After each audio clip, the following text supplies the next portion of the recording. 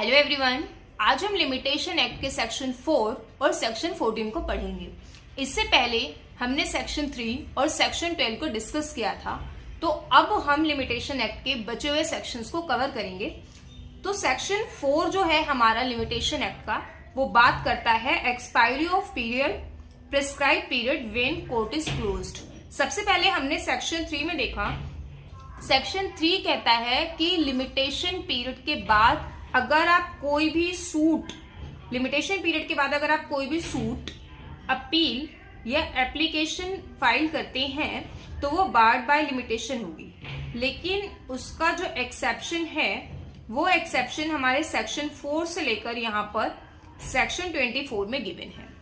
इसके साथ यहाँ पे अब जो हमारा सेक्शन 4 है वो ये कहता है कि अगर कोर्ट जो है क्लोज है, मान लीजिए किसी दिन कोर्ट क्लोज है, तो उस दिन अगर आपका पीरियड एक्सपायर हो रहा है तो क्या होगा।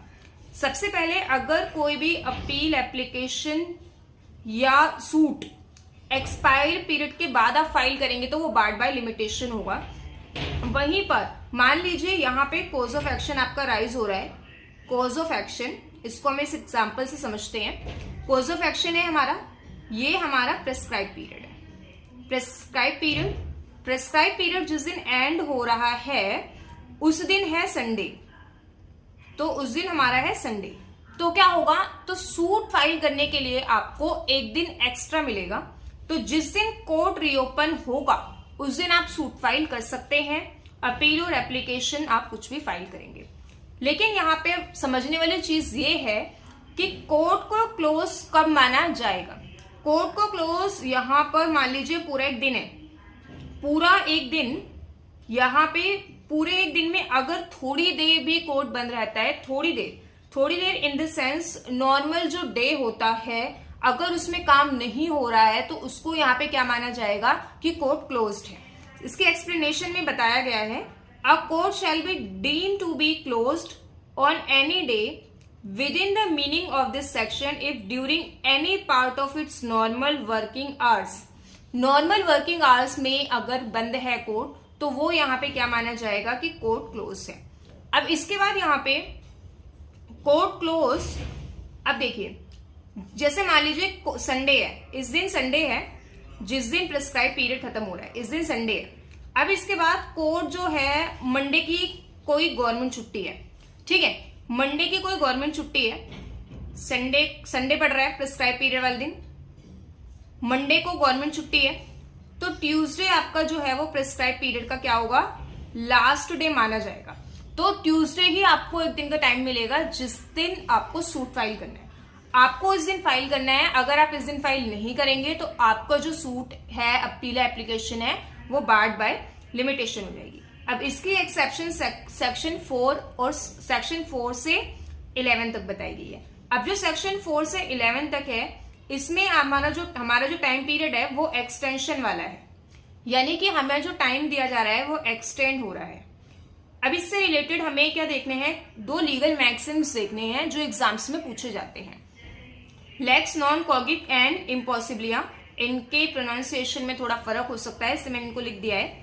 इसमें है law does not compel a person to do what is impossible, यानी कि मान लीजिए, आप देखिए जैसे कि मान लीजिए प्रेस्क्राइब पीरियड, जो लिमिटेशन ऑफ पीरियड है, फॉर एग्जांपल 30 डेज का है, ठीक है, 30 डेज का लिमिटेशन पीरियड हमें गिवन है। अब जो 30वां दिन है उस दिन संडे है, तो हम ये नहीं कह सकते कि आपने 29 डेज जो आपके थे उस दिन आपने क्यों फाइल नहीं किया। तो ये जो प्लेंटिफ है या डिफेंडेंट है, जिसको भी सूट फाइल या अपील फाइल करनी है, तो उसके पास ये राइट है कि वो लास्ट डे भी क्या कर सकता है, सूट फाइल कर सकता है। तो यानी कि अब लास्ट डे संडे पड़ गया तो ये उसके लिए इम्पॉसिबल है कि वो संडे को क्या कर सके, सूट फाइल कर सके। तो ये लीगल मैक्सिम है। इसके बाद यहाँ पे नेक्स्ट लीगल मैक्सिम है एक्टस क्यूरिया नेमिनेम ग्रेवेबिट। इसमें nobody should be allowed to suffer for the fault of the court. Fault या कोर्ट के एक्ट से कोई भी जो पर्सन है उसके साथ इनजस्टिस नहीं होना चाहिए। अब जैसे कि लास्ट डे पे कोर्ट किसी भी वजह से बंद होता है या हाफ डे पे बंद होता है, तो इसमें जो भी प्लेंटिफ है या डिफेंडेंट है उसकी कोई गलती नहीं है। तो यहाँ पर उसकी वजह से उसका जो उसके साथ इंजस्टिस नहीं होगा। तो ये हमारा सेक्शन 4 है। अब सेक्शन 4 के साथ हमें सेक्शन 14 को रीड करना है, क्योंकि सेक्शन 14 जो है वो बोनाफाइड प्लेंटिफ के बारे में बात करता है। बोनाफाइड प्लेंटिफ यहाँ पे क्या, इसका हम थोड़ा सा एक ओवरव्यू समझते हैं। अगर कोई पर्सन जो है वो गुड फेथ, यानी कि उसने इंटेंशनली गलत नहीं किया, और वो क्या करता है, उसको जिस कोर्ट में सूट फाइल करना था उस कोर्ट की बजाय वो किसी और कोर्ट में सूट फाइल करता है, तो यहाँ पर इसकी इंटेंशन क्या थी, सूट फाइल करने की, लेकिन यहाँ पे बाय मिस्टेक गुड फेथ उसने किसी और कोर्ट में सूट फाइल करा। तो ऐसे केस में यहाँ पर उसकी फॉल्ट नहीं मानी जाएगी, उसका जो इतना टाइम पीरियड है वो टाइम पीरियड एक्सक्लूड होगा। अब इस सेक्शन 14 को समझने से पहले हमें एक बात समझनी है कि जो सेक्शन 11 तक है, 4 से लेकर 11 तक, वो बात करता है एक्सटेंशन की, यानी कि आपको टाइम जो है, आपका पीरियड ऑफ लिमिटेशन तो उतना रहेगा, लेकिन प्रिस्क्राइब पीरियड आपका हम एक्सटेंड कर देंगे। वहीं पर जो हमारा सेक्शन 12 से जो हमारे सेक्शन 24 अप्रोक्स स्टार्ट हो रहे हैं, तो सेक्शन 12 से लेकर 24 तक हमें बात की गई है एक्सक्लूजन पीरियड की।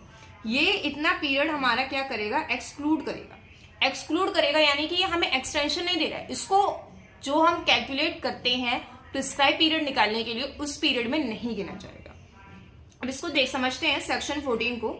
सबसे पहले जो सेक्शन 14 की हेडिंग है वो ये है, exclusion of the time of proceedings bona fide in court without jurisdiction.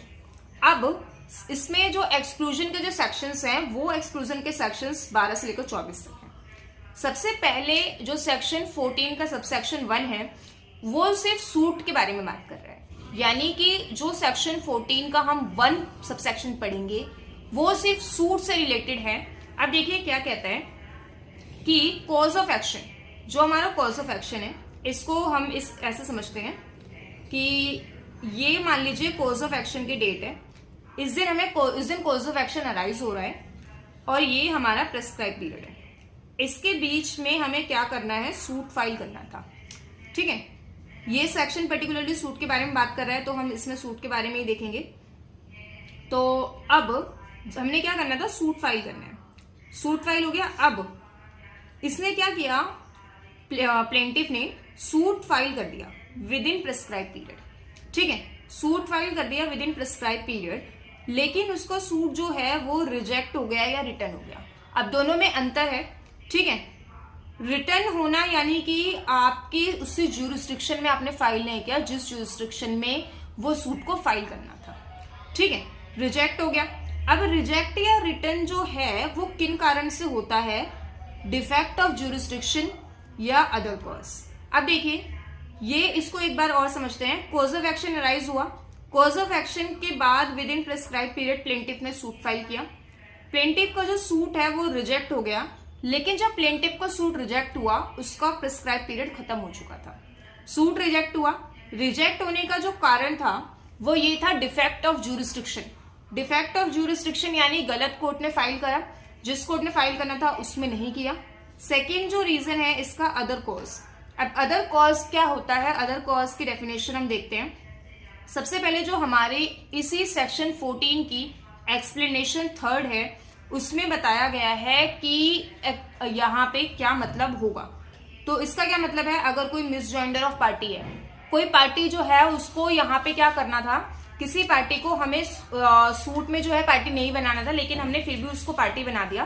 तो ऐसे केस में, या कोई कॉज ऑफ एक्शन जो है यहाँ पे, या डिफेक्ट ऑफ ज्यूरिसडिक्शन है, कोई भी हमने ऐसी, या कोर्ट फीस, कुछ भी ऐसी चीज है जिसकी वजह से यहाँ पे क्या होता है, सूट रिजेक्ट हो जाएगा या रिटर्न हो जाएगा।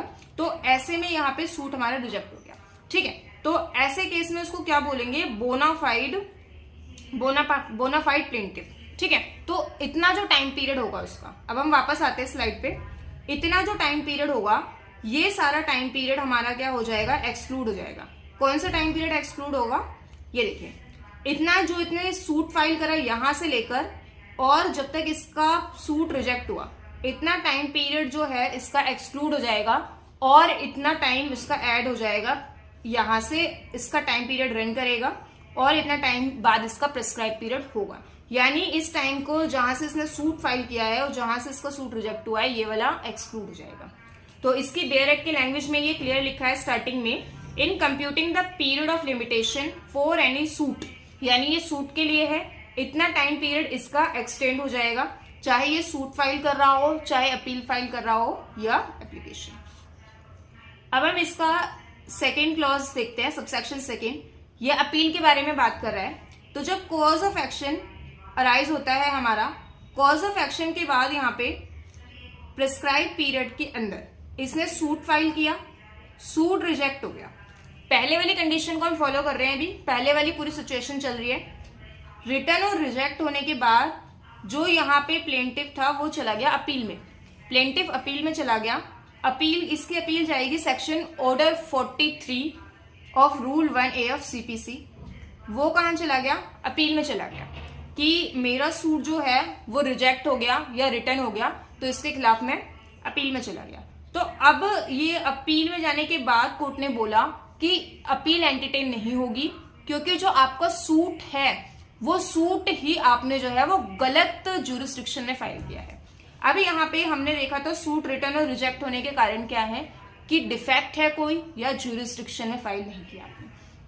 तो आपने अलग ज्यूरिसडिक्शन में फाइल किया, अलग ज्यूरिसडिक्शन में फाइल करा, ये इस ज्यूरिसडिक्शन में फाइल करा, जबकि फाइल करना था आपको दूसरी ज्यूरिसडिक्शन में, तो अपील भी आपकी एंटरटेन नहीं हुई। तो अब कितना पीरियड यहाँ पे एक्सक्लूड होगा? ये जो पीरियड है यहाँ से सूट फाइल करने के फर्स्ट डे से जहां तक इसकी अपील का जो पूरा टाइम है, ये पूरा टाइम आपका एक्सक्लूड हो जाएगा।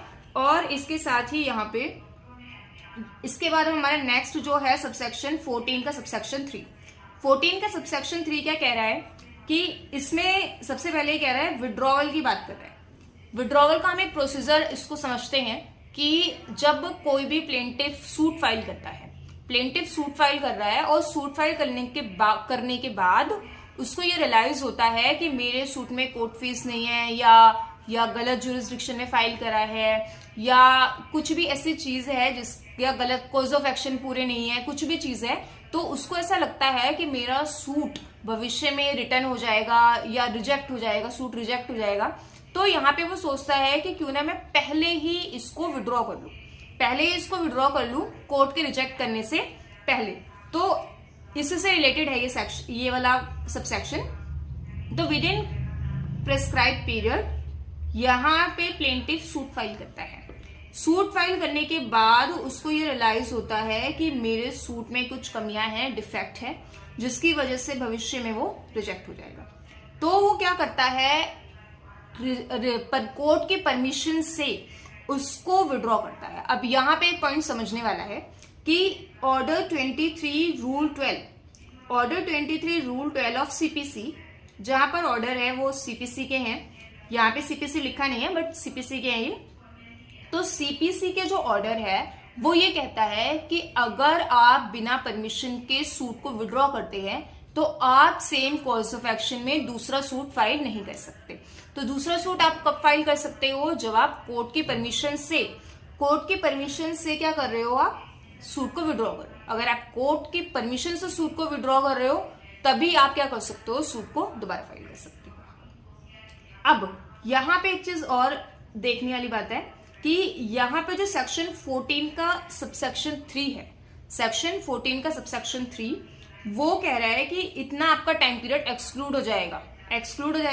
तो ऐसे सिचुएशन में हमारा लिमिटेशन एक्ट का सेक्शन 14 का सबसेक्शन 3 प्रिवेल करेगा और जो इतना टाइम होगा, जितना टाइम वो विड्रॉ कर रहा है कोर्ट की परमिशन से, वो सारा टाइम आपका क्या हो जाएगा, विड्रॉ हो जाएगा। इतना टाइम आपका पूरा विड्रॉ हो जाएगा। एक बार सेक्शन 14 का सबसेक्शन 3 क्या कह रहा है, इसकी लैंग्वेज है notwithstanding anything contain in Rule 2 of Order 23 of CPC, the provision of subsection 1 shall apply in to fresh suit institute and permission granted by court under Rule 1 of this order। तो यहाँ पे जो अगर permission grant हुई है तो पूरा suit जो है वो दोबारा फाइल कर सकता है। और इसके साथ यहाँ पे हम देखेंगे इसकी एक्सप्लेनेशन में बताया गया है। फर्स्ट जो इसकी एक्सप्लेनेशन है वो ये बता रही है कि सूट जिस दिन कौन कौन सा डे हमारा एक्सक्लूड होगा, कौन सा डे हमारा एक्सक्लूड होगा उसके बारे में बात कर रहे हैं। The day on which the proceedings was institute, जिस दिन प्रोसीडिंग शुरू हुई है, ये वेरी फर्स्ट डे है, इस दिन प्रोसीडिंग शुरू हुई है, इस दिन प्रोसीडिंग शुरू हुई, ये डे एक्सक्लूड होगा।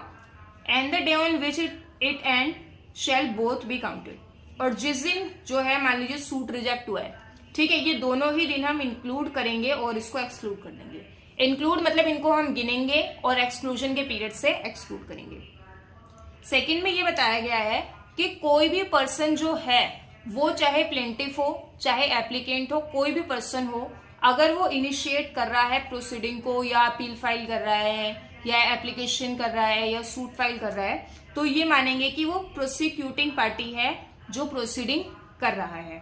इसके बाद जो सी पॉइंट है, ये मैंने एक्सप्लेनेशन का पहले बताया था कि ये एग्जाम्पल दे रहा है, जो अदर जो अदर और यहाँ पे डिफेक्ट है उनको बता रहा है। डिफेक्ट ऑफ ज्यूरिसडिक्शन के साथ यहाँ पे other cause of like nature, other causes के बारे में इसकी एक्सप्लेनेशन 3 बता रही है। So that's all for today, thank you.